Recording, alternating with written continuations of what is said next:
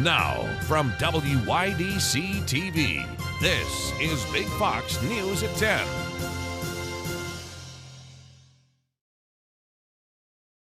Good evening, I'm Harriet Wallace. Ann has the evening off. Elmira is set to have a new welcome for people coming into town. Our Sonia Ellison has the very latest on the plans to replace the vandalized welcome sign in the city and what people are saying about this issue. Sonia. The Welcome to Elmira sign on East Church Street is going to be replaced by the end of the summer. City of Elmira manager Michael Collins says local designers will be out to bid in the next few months for the chance to have their design be the new Elmira sign. $75,000 of unspent rescue plan funds awarded for the pandemic was set aside to fund the new sign, which will be digital and powered by Wi-Fi. Leave it the old school way. Too much stuff is getting digitalized now. Many say the funding would be better spent elsewhere. Anything else, the prices of apartments is crazy.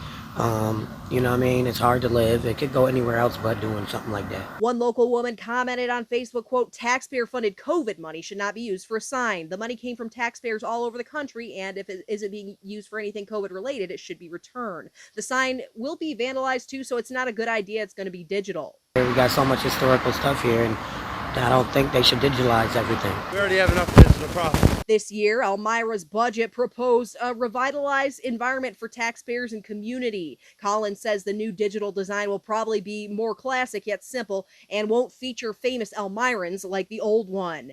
In 2021, the image of Brian Williams was vandalized by being covered with an image of famous Elmira native Judge Jeanine Pirro. Since, there's been talk of a new sign. Work on the new sign is expected to finally begin in the spring and be finished hopefully by the end of the summer at the earliest. But most have their reservations about the new landmark. That just looks like Elmira to me, and I look forward to seeing that. Sonia Ellison, Big Fox News, Elmira. The Bath VA just opened a brand new veteran-focused food pantry. Veterans will be able to use the pantry for free the first and third Friday of every month from 8 a.m. until 3 p.m. The pantry served over 150 veterans last Friday, which was its opening day. You can help by donating through the food bank of the Southern Tier and the VA Center for Civic Engagement by calling that number on your screen. First Presbyterian Church of Elmira hosts rehearsal for its annual cantata Thursday at 8:15 p.m. Anyone interested in singing can join with no audition required. The cantata performance will be March 28th at 7 p.m. Call the church for more information on how to get involved. Democratic lawmakers stepping up to the plate with a fresh approach to tackle the pressing issue of crime. Brian Yennis reports on Governor Kathy Hochul's new anti-shoplifting plan. In New York, Democratic Governor Kathy Hochul is proposing new police units targeting retail theft, a tax credit to small business owners to boost store security, and an increase in penalties for assaulting workers. New York Republicans say it's too little too late. Now they're trying to put some lipstick on a pig and hope that it makes it look a little prettier, but it's still a pig. The reality is we need to crack down on crime. We need to enforce our laws and hold criminals accountable. We've all seen the videos of brazen smash and grabs and organized retail theft, stores forced to close down or put their goods behind lock and key. After Republicans regained control of the House in 2022, successfully campaigning on the issue of higher crime, Democrats are hoping by addressing shoplifting now with tougher on crime proposals, it'll pay off this November. Since 2019, New York has seen a 64% jump in shoplifting, the highest nationwide, followed by Los Angeles with a 61% spike, according to the Council on Criminal Justice. California's Democratic Governor Gavin Newsom is now proposing increasing felonies and prison time for thieves, and in Washington, D.C., the Democratic City Council is considering making it a felony to steal $500 worth of products, down from $1,000. Republicans have been wrongly calling Democrats soft on crime for years, and it's been a really successful legislative strategy. But the big question is whether Democrats can convince progressives to enact these tougher on crime proposals into law. In New York, Brian Yennis, Fox News. Washington lawmakers finally released the long-awaited border bill aimed at reining in illegal immigration. That's the first time in decades that Republicans and Democrats are trying to tackle the border crisis together. But at this point, it looks unlikely it will have enough votes to become law. Rebecca Castor reports.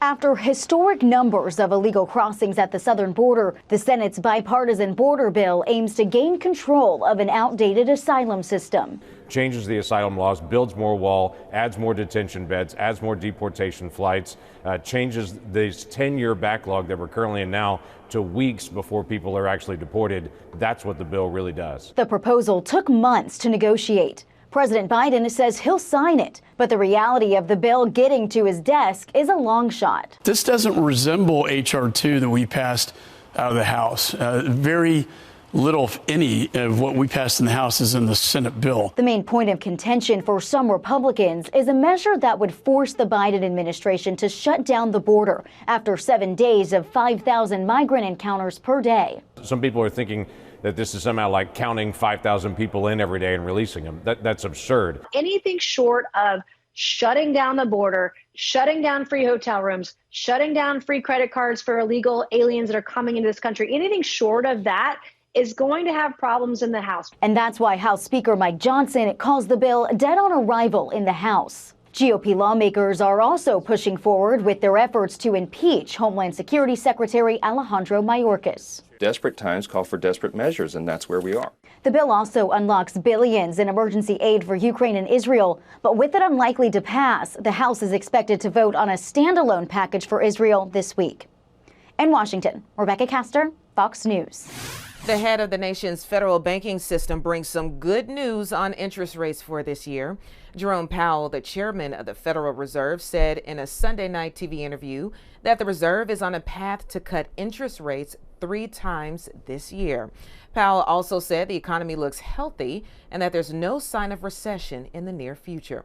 Powell added the rate cuts won't happen in March, but economists think it could begin in May.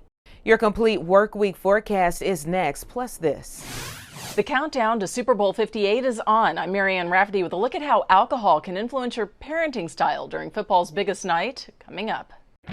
Here's your local stock market update from Big Fox.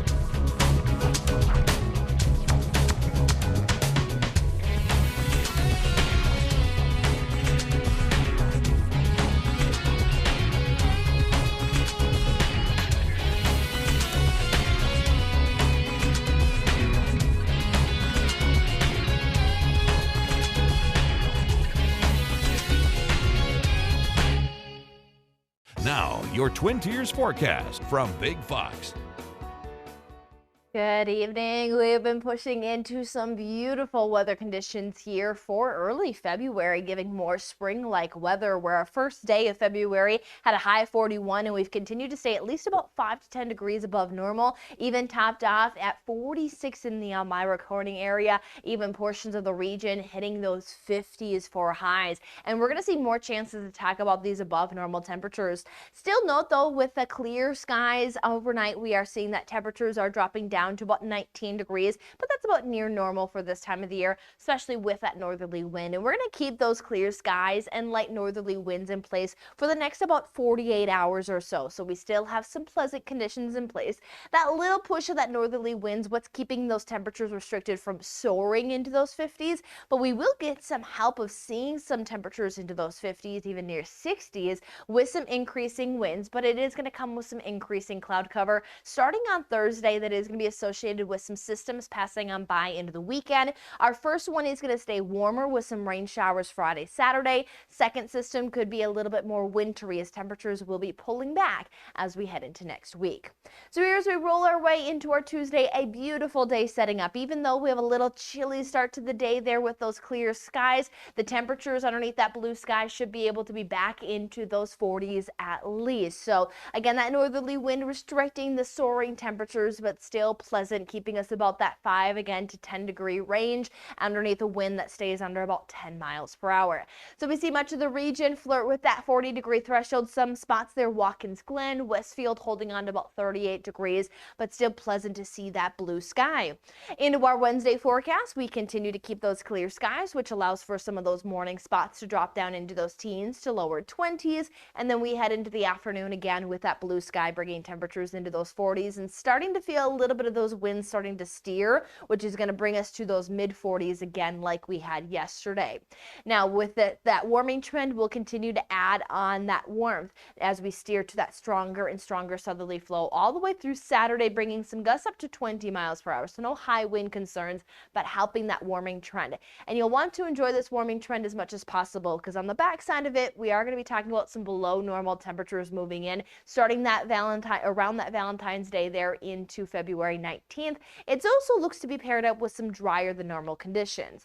But before we get to those drier than normal conditions, we do have some wet weather that is paired up with these warming temperatures. So as we get under that stronger southerly flow, you can see those 50s stack up all the way through Saturday into those mid 50s. But by Friday night into Saturday, cold front does bring some of those showers. It does start to bring those temperatures down, and then secondary system could be a little bit more wintry there into Monday, and then we'll continue to watch those temperatures fall into next week.